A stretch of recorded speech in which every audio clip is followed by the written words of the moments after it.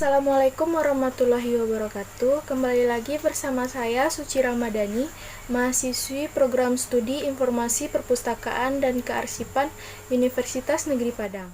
Video ini sebagai pemenuhan tugas mata kuliah Literasi Informasi yang dibimbing oleh Bapak Habibur Rahman. Pada kesempatan kali ini, saya akan meresensi dua buah buku, yaitu buku yang pertama berjudul Demokrasi Damai Era Digital. Buku ini disusun oleh 34 penulis dari perwakilan 101 mitra pendukung Gerakan Nasional Literasi Digital atau GNLD Siberkreasi. Buku ini diterbitkan pada tahun 2019, merupakan cetakan pertama dengan jumlah halaman 215 halaman. Dan buku kedua yaitu berjudul Yuk Jadi Gamers Cerdas Berbagi Informasi Melalui Literasi. Buku ini diterbitkan oleh Program Studi Magister Ilmu Komunikasi Universitas Gadjah Mada pada tahun 2018 dengan jumlah halaman 50 halaman. Baiklah, saya akan menjelaskan dulu buku yang pertama. Buku yang pertama ini memiliki kelebihan dan kekurangan. Kelebihannya menurut saya yaitu buku ini dikemas sedemikian rupa dengan bentuk yang menarik dan berisi artikel-artikel yang dapat membuat pembaca menjadi semangat berdemokrasi tanpa menghujat atau menyebar kebencian dalam era digital ini. Dan kekurangannya menurut saya yaitu kosakata yang digunakan dalam buku ini sedikit susah dicerna atau dimengerti. Sebaiknya buku ini disertai dengan indeks agar pembaca dapat memahaminya. Dan selanjutnya saya akan membahas isi keseluruhan dari buku ini.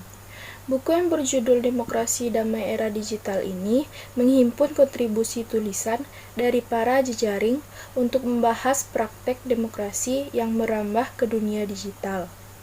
Perkembangan teknologi membawa perubahan bagi kehidupan. Yang paling terlihat yaitu pada cara kita berinteraksi dan berpendapat. Sayangnya, masyarakat masih belum seluruhnya dewasa dalam memanfaatkan internet.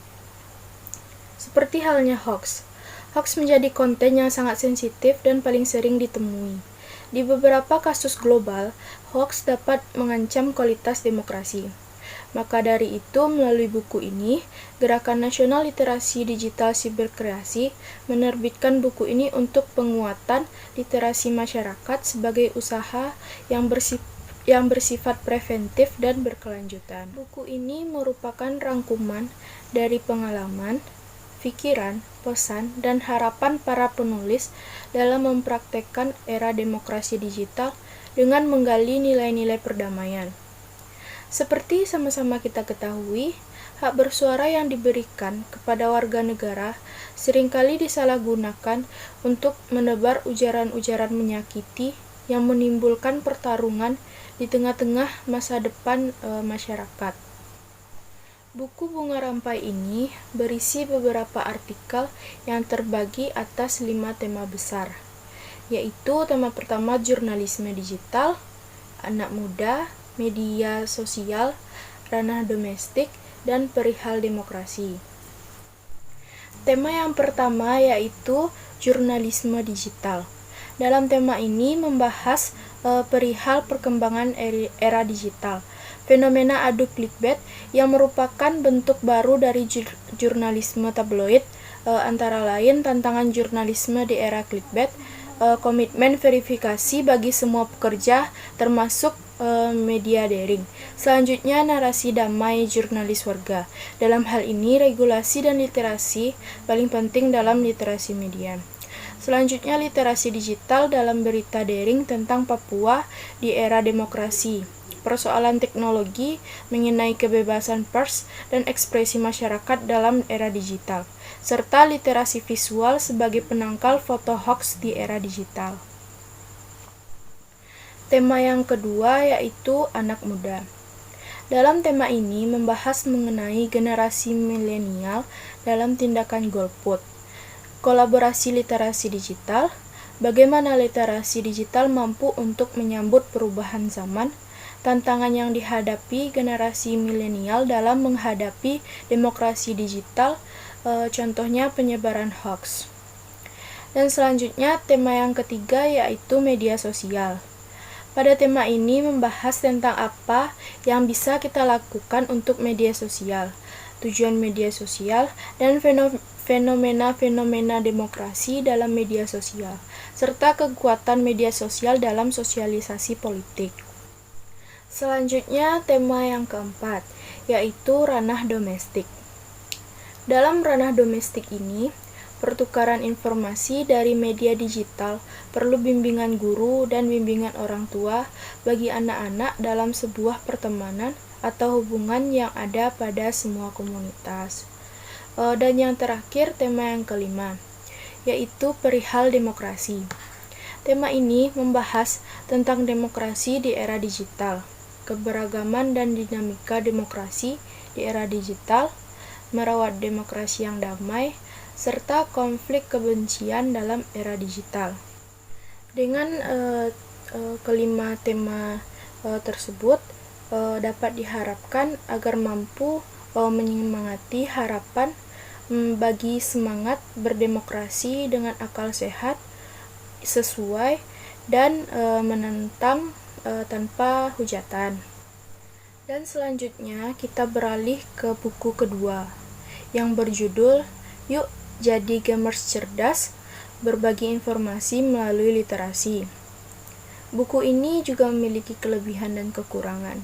Kelebihannya yaitu dapat dilihat pada isinya, yang mana disertai dengan tips-tips agar dapat menjadi gamers yang lebih bijak, dan juga disertai dengan bagaimana menyeleksi beragam games yang dapat berdampak positif bagi gamers. Dan kekurangannya menurut saya juga sama dengan buku yang pertama, yang mana buku ini ditujukan untuk remaja, tetapi kosakata yang digunakan mungkin sulit dipahami oleh para remaja tersebut.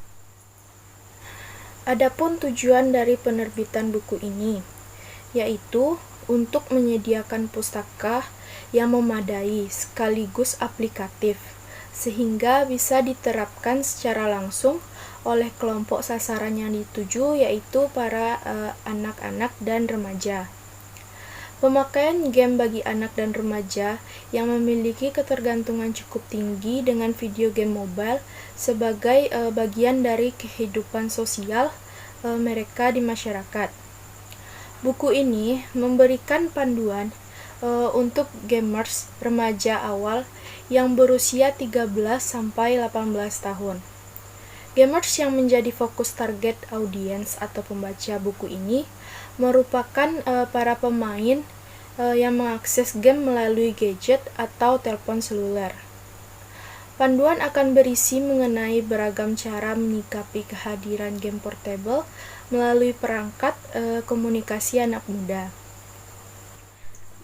Pada buku ini akan kita jumpai 10 tahapan kompetensi literasi digital JAPLID, Jaringan Pegiat Literasi Digital.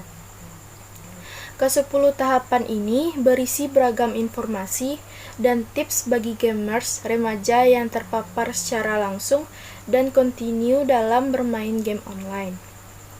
Informasi ini diantaranya berisi mulai dari menyikapi cara gamers remaja mengakses dan menyeleksi permainan, menganalisis konten permainan, memahami logika game gratis tapi berbayar, sampai kepada berpartisipasi dan berkolaborasi dengan para gamers remaja lain untuk ikut meliterasi lingkungan di sekitarnya. Dan itulah resensi dari 2 buah buku yang dapat saya jelaskan. Jika ada kata-kata yang salah, mohon dimaafkan. Semoga informasi yang saya sampaikan ini bermanfaat untuk kita semua. Saya akhiri dengan wassalamualaikum warahmatullahi wabarakatuh.